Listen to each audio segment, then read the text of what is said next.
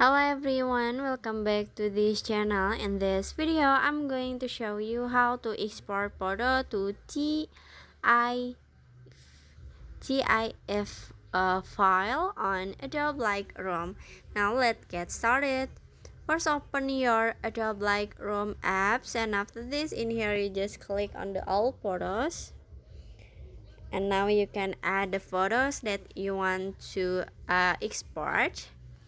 And after this, in here you just click on this icon at the top, click on it, and now you just click on export as at the bottom. And after this, in here for the file type, you can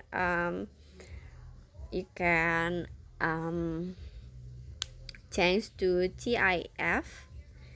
And after this, in here you can setting for the dimension, the bit depth, and the compression. And after this, in here you can save for save transparency or no.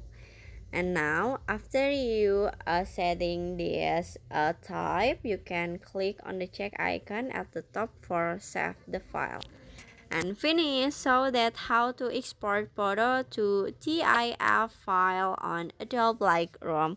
I hope you found this video to be helpful. If you enjoyed the content, please consider like, comment, and subscribe down below. Bye bye.